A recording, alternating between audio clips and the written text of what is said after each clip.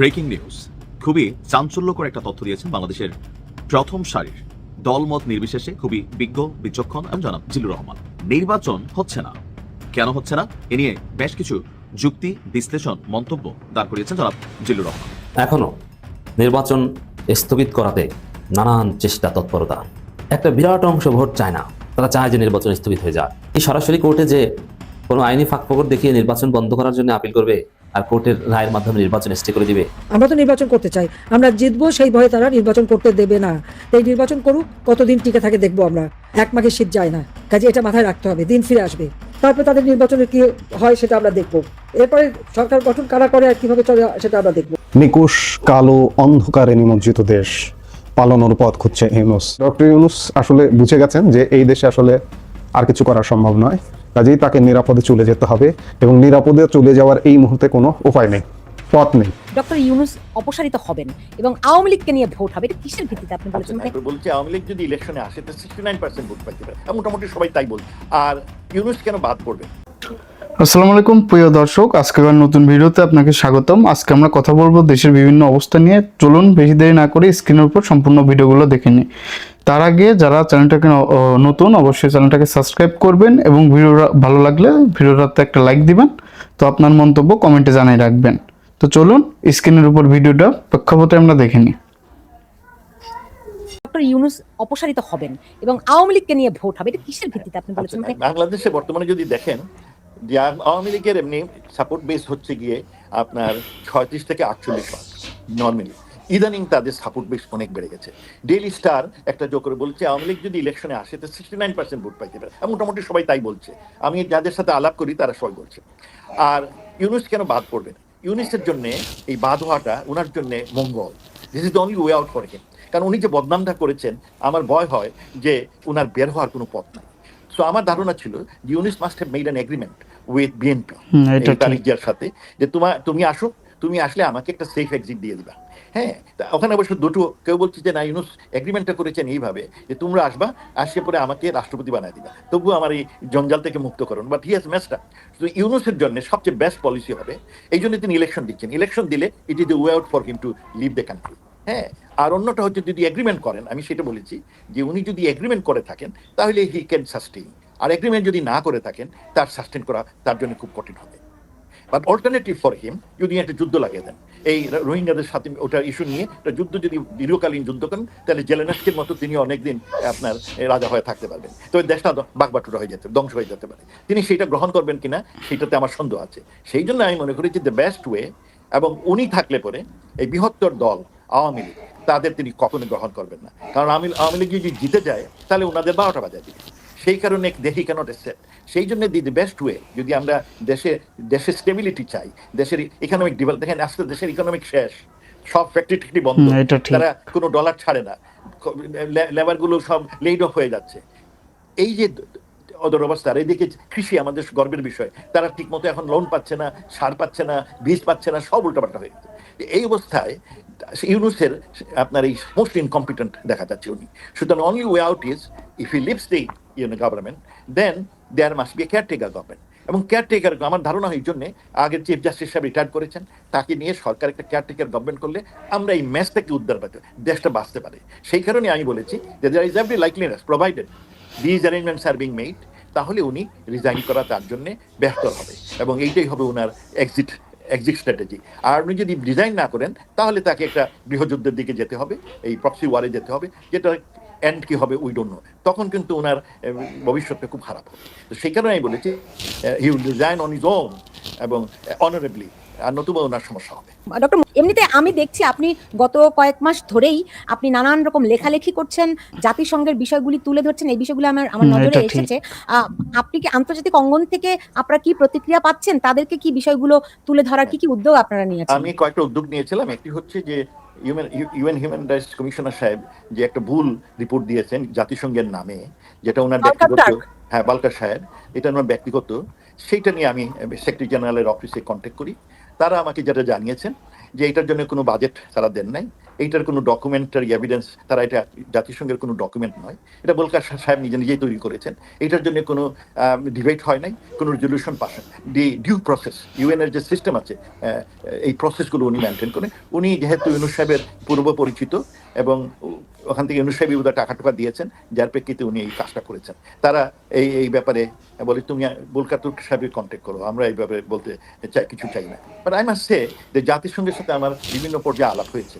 হ্যাঁ, তো এই নিউ ইয়র্কে আসার পরে আমার সাথে আলাপ হয়েছে এবং তাদের প্রথম যে হচ্ছে গিয়ে ইউনুস সাহেব তো ব্যাংকার টু দ্য পুয়ার, উনি তো নাম করা একজন ব্যাংকার টু দ্য পুয়ার। আর আপনি বলছেন যে উনি পারফরমেন্সটা ঠিক করতেছেন না। তো তাদের একটা ধারণা যেহেতু উনি এত নাম করা, এতগুলো অ্যাওয়ার্ড উইনার, উনি বোধহয় খুব ভালো, কিন্তু যখন তারা রিয়ালিটি দেখতেছে, দে আর চেঞ্জিং দেয়ার মাইন্ডসেট। আপনি দেখবেন সম্প্রতি তারা দেশে যে ইলেকশন, যেটা একটা ফ্রড শ্যাম ইলেকশন, ভগাস ইলেকশন, হ্যাঁ, তো সেটাও তারা মোটামুটি স্বীকার করেছে, যার ফলে তারা কোনো অবজারভারও পাঠাবে না। হ্যাঁ, এবং অন্যান্যরাও আমি আপনাকে আমার বিশ্বাস যে খুব শীঘ্রই কমনওয়েলথ বলবে যে আমরা এই ধরনের ইলেকশন গ্রহণ করি না। হ্যাঁ, so we are working on it. You থেকে তো অলরেডি প্রতিনিধি পাঠানোর ঘোষণা দিয়েছে কে? ইউ। হ্যাঁ, ইউ দিয়েছে। তো আমার ধারণা যে ইভেন্চুয়ালি আপনার এই প্রতিনিধি গুলো খুব একটা কাজে লাগবে না। সরকার ওদের আমার সময় প্রতিনিধি পাঠাতে চাইছিল, আমি বলেছি যে আমি কোনো পয়সা দিব না, হোটেল ভাড়া দিব না, টিকিট দিব না, আমি কাউকে দেইনি। কিন্তু এখন সরকার এদের ব্রাইব করতেছেন এই টিকিট দিয়ে, হোটেল দিয়ে। হ্যাঁ, it is something new trend. I don't know whether it is good or bad. আমার ধারণা this is not good for the country. Anyway, সেটা সরকারের ডিসিশন দে আর ডুইং, তো আমি বলতে চাই যে এখন বিভিন্ন কান্ট্রি স্টার্টেড রিয়েলাইজিং যে বাংলাদেশের অবস্থা ভালো না, ইট ইজ গোয়িং ডাউন, এবং দে হ্যাভ এ রেসপন্সিবিলিটি। বুঝলেন যে অন্যান্য দেশ রিয়ালাইজ করছে? আমার সেটা ধারণা। কিসের ভিত্তিতে ধারণা? প্রথম দিকে আমার ধারণা ছিল যে তারা gave a blank cheque to professor Yunus. এখন কিন্তু তারা বুঝতেছে যে it is not so, there is a hope things will change. নিকুশ কালো অন্ধকারে নিমজ্জিত দেশ, পালানোর পথ খুঁজছে ইউনুস। আপনি কি মনে করছেন দেশের যারা কোনো রাজনৈতিক দল করেন না, আমিও কোনো রাজনৈতিক দল করি না, আমি বরাবরই বলেছি, এখনো বলছি যে আমিও কোনো রাজনৈতিক দল করি না, কিন্তু আমিও বলছি যে দেশ ভালো নেই, ভালো চলছে না। 12 ফেব্রুয়ারি ইলেকশনের পরে কি দেশটা ভালো হয়ে যাবে? আমি মনে করি না। আমি মনে করি আরো নিকুশ কালো অন্ধকারের মধ্যে ঢুকে যাবার একটা সম্ভাবনা দেখা দিচ্ছে। এই নির্বাচনটা হচ্ছে, ডক্টর ইউনুস আসলে বুঝে গেছেন যে এই দেশে আসলে আর কিছু করা সম্ভব নয়, কাজেই তাকে নিরাপদে চলে যেতে হবে, এবং নিরাপদে চলে যাওয়ার এই মুহূর্তে কোনো উপায় নেই, পথ নেই। একটা নির্বাচন দিয়ে নিরাপদে চলে যেতে হবে। সেই নিরাপদ এক্সিট, সেফ এক্সিটটার জন্যই বলা যায় নির্বাচন হচ্ছে। এবং এই নির্বাচনে আমরা সামনে থেকে অনেক কিছু দেখছি। বিদেশ থেকে একজন সাবেক শাসকের সন্তান, একজন দলীয় প্রধান তারেক রহমান এসেছেন। দেশে এই মুহূর্তে জামাত আছে। অনেকে মনে করছেন যে বিএনপি ক্ষমতায় যাবে, কিন্তু আসলে কি বিএনপি ক্ষমতায় যাবে কিনা, কিংবা জামাত ক্ষমতা নেবে কিনা, পরিসংখ্যান বলছে যে জামাত ক্ষমতা নেবে। এবং জামাত ক্ষমতা নিলে কি হবে? এই যে আজকে অনেক কিছু দেখেন, হাজারটা কথা বলা যায়, কোনটা রেখে কোনটা বলবো। এই যে পাকিস্তানের সাথে এত সম্পর্ক, এটা কোথা থেকে? জামাতি প্রভাব। আমি মনে করি না যে বিএনপিও পাকিস্তানের সাথে এত রিলেশন রাখতে পারে। বিএনপি ভারতের সাথে সম্পর্ক উপেক্ষা করে পাকিস্তান ঘেঁষা এতটা হতে পারে, এটা জামাতি প্রভাব। এবং এই জামাতি প্রভাবের কারণে আগামীতে এই 12 ফেব্রুয়ারি পরবর্তীতে জামাত যদি ক্ষমতায় আসে, যদি না, বিভিন্ন সূচক বলছে জামাতকে ক্ষমতায় বসানোর প্রচেষ্টা। আমি ভেতরের খোঁজ নিয়েও দেখেছি, সেটা যে ভেতর থেকে যে ভেতরগুলো ক্ষমতায় বসাতে পারে, সেই ভেতরগুলোও বলছে যে ক্ষমতায় আসলে জামাতকে বসানো হবে। দেখা যাচ্ছে যে বিএনপি বারবার একটি উদাহরণ চলে আসে, ছাত্র সংসদ নির্বাচন। ছাত্র সংসদ নির্বাচনের আগে কি আপনারা কেউ ভেবেছিলেন যে বিএনপির ছাত্র সংগঠন, ছাত্র দলের এতটা ভরাডুবি হবে? কিন্তু যখন নির্বাচনের ফল বেরোলো, তখন দেখুন যে কোনো বিশ্ববিদ্যালয়ে, যেমন ঢাকা বিশ্ববিদ্যালয়ে ছাত্রদল একটি পদ পেয়েছে, একটি পদ। অন্যান্য বিশ্ববিদ্যালয়ে একই অবস্থা, কোনো রকমের 2-1টাতে হয়তো টেনে পেয়েছে। জাতীয় নির্বাচনটা কিন্তু সেটারই প্রতিফলন হতে যাচ্ছে। কাজে জামাত ক্ষমতায় গিয়ে, জামাত বাংলাদেশের স্বাধীনতা মানে না, স্বাধীনতার পক্ষের দল নয়। এখনো পর্যন্ত অনেক কিছু চুপচাপ আছে। এর মধ্যে তো আপনারা অনেক ঘটনায় দেখেছেন। এই যে যখন ঘটনাগুলো হয়, তখন জামাত বিরোধী একটা দল বিএনপিকে মনে করছে যে জামাতের প্রতিপক্ষ দল। কিছুদিন আগে আপনারা যখন দেখলেন যে ওসমান হাদি হত্যাকাণ্ড পরবর্তী সময়ে চরম ভারত বিরোধিতা এবং দেশে নানা রকম অস্থিরতা, প্রধান গণমাধ্যম প্রথম আলো, ডেইলি স্টার, প্রধান সাংস্কৃতিক সংগঠন ছায়ানট, উদীচী কিংবা ভারতীয় হাইকমিশনে হামলা দেখলেন। এই হামলাগুলোর পেছনে প্রচ্ছন্ন সমর্থন আছে জামাত। এবং জামাতকে যারা প্রমোট করে, অনলাইনে প্রমোট করে, বিদেশ থেকে প্রমোট করে, পিনাকি, ইলিয়াসরা যে প্রমোট করে, তাদেরও কিন্তু প্রচ্ছন্ন সহযোগিতা আছে। সেই সময় যখন ব্যাপক সমালোচনা হলো, ব্যাপক অনেক কিছু হলো দেশে বিদেশে, তখন তারা কিন্তু একটু চুপচাপ হয়ে গেলেন। তারপরে আরো নানা ঘটনা ঘটে গেল, বেগম খালেদা জিয়া মারা গেলেন এবং ইত্যাদি আরো অনেক কিছু হলো। সেই সময় মনে হলো যে বিএনপির জোয়ারটা, অবস্থাটা এমন দেখবেন যে বিএনপির জোয়ার দেখবেন, কিন্তু ক্ষমতায় যখন রেজাল্ট হবে তখন দেখবেন ক্ষমতায় জামাত। এবং জামাত ক্ষমতায় এলে কি হবে? আজকে যা দেখছেন, আজকে প্রথম আলো পড়ছে, ডেইলি স্টার পড়ছে, ছায়ানট পড়ছে, কিংবা উদিচি পড়ছে, ইন্ডিয়ান হাই কমিশনে হামলা করা হচ্ছে, কিংবা এই যে বিভিন্ন ছাত্র সংগঠন, সবগুলো বিশ্ববিদ্যালয়, বড় যে বিশ্ববিদ্যালয়গুলো আছে, পুরনো যে বিশ্ববিদ্যালয়গুলো, ঢাকা বিশ্ববিদ্যালয়, রাজশাহী বিশ্ববিদ্যালয়, চট্টগ্রাম বিশ্ববিদ্যালয়, জাহাঙ্গীরনগর বিশ্ববিদ্যালয়, সর্বশেষ জগন্নাথ বিশ্ববিদ্যালয় ছাত্র সংসদ দখলে নিয়েছে। এই ছাত্র সংসদের নেতাদের কি দেখলেন? ছাত্র সংসদ নেতারা ঢাকা বিশ্ববিদ্যালয়ের শিক্ষককে লাঞ্ছিত করছে, ছাত্র সংসদ নেতা চট্টগ্রাম বিশ্ববিদ্যালয়ের শিক্ষককে লাঞ্ছিত করছে, রাজশাহী বিশ্ববিদ্যালয়ে ডিনদের অপসারণ করাচ্ছে, শিক্ষক লাঞ্ছনা করছে। আপনি কি মনে করছেন 12 ফেব্রুয়ারি নির্বাচন হয়ে যাওয়ার পর এগুলো বন্ধ হয়ে যাবে? এগুলো আরো বাড়বে। এরকম হাজারটা ঘটনা আছে, হাজার হাজার লক্ষ লক্ষ ঘটনা আছে। এই ঘটনাগুলো আরো বাড়বে। পাকিস্তান পীড়িত হবে, ভারত বিরোধিতা চরমে উঠবে, ভারত প্রথমত নানা অবরোধ আরোপ করবে, পাকিস্তানের সাথে জামাত ক্ষমতায় এসে সামরিক চুক্তি পর্যন্ত করে ফেলতে পারে স্বল্পতম সময়ের মধ্যে। তখন কি হবে? তখন কিন্তু মহা বিপদ বাংলাদেশের জন্য। সবকিছু মিলিয়ে আমার কাছে মনে হয় যে বাংলাদেশ একটা পরিকল্পিতভাবে নিকষ কালো অন্ধকারের মধ্যে ঢুকিয়ে দেওয়া হয়েছে। এই অন্ধকারের শেষ কোথায়, এই অন্ধকার কিভাবে শেষ হবে এই মুহূর্তে ভাবতে গেল, কারণ এই মুহূর্তে কোনো জায়গায় কোনো আলো দেখছি না, চারিদিকে অন্ধকার। অনেকে বলবেন যে হতাশার কথা, হ্যাঁ, এই মুহূর্তে অবশ্যই হতাশাজনক। এই মুহূর্তে কোথাও কোনো আশার আলো নেই। আজকে জামাতিরা বলে যে আমরা আল্লাহর আইন চাই, সৎলোকের শাসন চাই, দেশ ভালো করে দেবো, এ করবো সে করবো। আরে ভাই, জামাতি শাসন তো এখনই চলছে। আপনি নির্বাচনের পরে কি দেখবেন? নির্বাচনের পরে আরো ভয়ঙ্কর পরিণতি দেখবেন। আজকে শিক্ষক লাঞ্ছনা হচ্ছে, নির্বাচনের পরে দেখবেন শিক্ষকদেরকে গুলি করে হত্যা করা হচ্ছে ওপেন দিনের আলোয়। জামাত বা শিবির, এই যে ছাত্র সংসদের নেতারা শিক্ষকদের সাথে যে এই আচরণ করলো, আজ পর্যন্ত দলীয় কোনো ব্যবস্থা নিয়েছে? তাদেরকে বহিষ্কার করেছে? করেনি, করবে না। আশ্রয় প্রশ্রয়ে এগুলো হচ্ছে। যে ঘটনাগুলো এখন ঘটছে আমরা বাংলাদেশের 55 বছরের ইতিহাসে দেখিনি। কদিন আগে আওয়ামী লীগ ক্ষমতায় ছিল, আমরা ছাত্রলীগের প্রচুর সমালোচনা করতাম।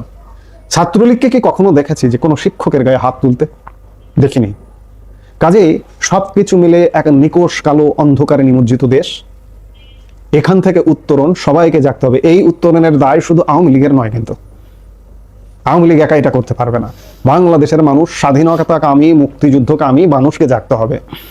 নইলে জামাত যদি ক্ষমতায় আসে, আপনার জাতীয় সঙ্গীত থাকবে কিনা, আপনার জাতীয় পতাকাটা এই স্টাইলে যে ডিজাইনে আছে সেই ডিজাইনে থাকবে কিনা, অনেক কিছুর মধ্যে হস্তক্ষেপ হতে পারে। আজকে অবস্থাটা কিন্তু তেমনটাই, অর্থাৎ নিকষ কালো অন্ধকারে, এটা পরিকল্পিত, এটা বহু বছরের পরিকল্পনার অংশ হিসেবে নিকষ কালো অন্ধকারে নিমজ্জিত রেখে আসলে ইউনূস প্রস্থান করতে চাইছে। এই প্রস্থানেরই অংশ হচ্ছে আগামী 12 ফেব্রুয়ারি নির্বাচন। কিন্তু আজকে আমরা যে মুহূর্তে 13 জানুয়ারি কথা বলছি, 1 মাসেরও কম সময় আছে নির্বাচন। আজকে পর্যন্ত এই নির্বাচনটা যে হবে না, এই নির্বাচনটা পেছিয়ে যাবে, তফসিল আবার নতুন করে ঘোষিত হবে, এমন কোনো খবর কোথাও নেই। কিন্তু যে কথা বানায় বলুন না কেন, কোনো জায়গায় কোনো চাপ নেই, নির্ভার। এই নির্ভার থেকে ইলেকশনটা আসলে হয়ে যাবে। এখনো পর্যন্ত 1 মাস আছে। এই 1 মাসের মধ্যে যদি কোনো চাপ না আসে অভ্যন্তরীণ এবং আন্তর্জাতিক, নির্বাচনটা হয়ে যাবে। তবে আমি শেষ কথা বলবো, আশার কথাও বলবো। ধরে নিলাম জামাত ক্ষমতায় গেল, বিএনপি ক্ষমতার বাইরে, জামাত একক সংখ্যাগরিষ্ঠতায় যদি ক্ষমতায় যায় আর বিএনপিকে যদি অংশ ক্ষমতার না করে, সেটি হবে আওয়ামী লীগ ফিরে আসার। বিএনপিও তখন চাইবে, বিএনপিও তখন যুগপৎ একসাথে আন্দোলন করতে চাইবে। এরশাদ আন্দোলন একসাথে আওয়ামী লীগ বিএনপি কিন্তু করেছে। আজকে এরশাদের স্বৈরাচার পতন আন্দোলন যেমন হয়েছে, আজকে দেশ যেভাবে চলছে, এইভাবে যদি জামাতি শাসন স্থায়ীভাবে কায়েম হয়, তাহলে বিএনপি আওয়ামী লীগ একসাথে আন্দোলনে নামবে। উত্তরণ তো আছেই। আজকে এই মুহূর্তে হতাশার কারণ আছে, কিন্তু আজ থেকে 3 মাস পরে এই হতাশা আস্তে আস্তে কেটে যেতে পারে, কেটে যাবে। স্বাধীনতা, মুক্তিযুদ্ধ হেরে যাবে না, হেরে যেতে পারে না। এই জায়গাটাই হচ্ছে আশার জায়গা, আশার আলো। আমরা আশায় বাঁচি। নানা রকম হতাশা, নিকষ গেল অন্ধকারে ইউনূস প্রস্থান করবে। অরাজনৈতিক সরকারের সাথে রাজনীতি পেরে উঠলো না। এই মুহূর্তে কার রাজনীতির কথা বলবো? আওয়ামী লীগের রাজনীতি, 14 দলের রাজনীতি। আওয়ামী লীগ 14 দল রাজনীতি এই মুহূর্তে ব্যর্থ হয়ে গেছে। এই মুহূর্তে ট্যাকেল করতে পারেনি। সুযোগ ছিল, অসংখ্য সুযোগ ছিল, কিন্তু কাজে লাগাতে পারেনি। আমরা আশা জাগিয়ে রাখি নিশ্চয়ই কাজে লাগাবে, আজকে না হোক 2 মাস পরে হোক 3 মাস পরে হোক কাজে লাগাবে, সেই আশাতেই বাঁচি। এখনো নির্বাচন স্থগিত করাতে নানান চেষ্টা তৎপরতা। একটা বিরাট অংশ ভোট চায় না, তারা চায় যে নির্বাচন স্থগিত হয়ে যায়, বিএনপি রিলেটেড। কিন্তু জামাত নির্বাচনের ব্যাপারে যে কতটা সিরিয়াস আপনাদেরকে এখানে দেখাবো।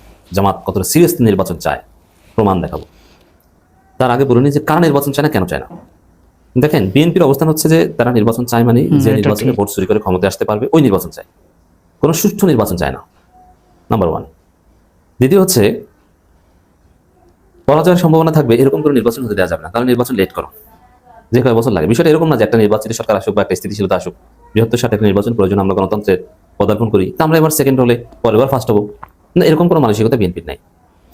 তারা রাজনীতি করে ষড়যন্ত্রের রাজনীতি।